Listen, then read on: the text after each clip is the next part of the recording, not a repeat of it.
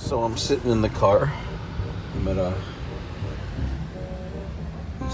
Dollarama, a strip mall in Newmarket, and I had to do this. I had to get out of the house. I still got the car running while I'm doing this because it's just so cold outside. It's -8, and with the wind chill, it's -13.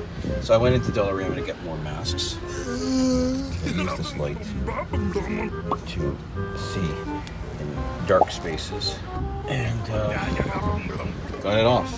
So I had to use this tool, which is like a hook tool.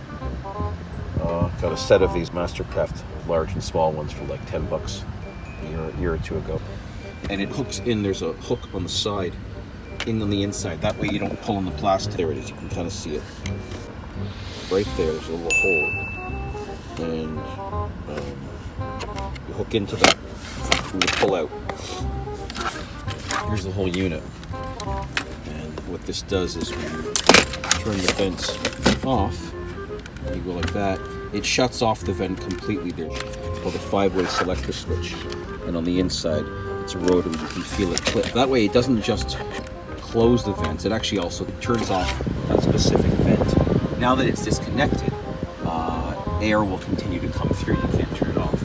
So this one's made by Audi. You can see it's got the Audi logo on it. And the one I'm going to get, it looks the exact same as this. It's just a hunk of plastic.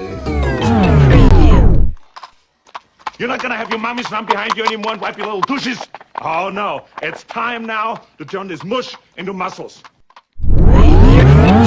One little electrical piece. And now this wire, I couldn't get it out originally. I also have to remove this piece here. And I don't want to disconnect that because that's the hazards. And if you disconnect it, you'll get a dashboard light that says airbags. So you remove this, but this wire is tucked up through here and you can only release it up here. How do I get it out? The wire was stuck. You know, this is the cable connector here, and this is the other end, and the end is up in here.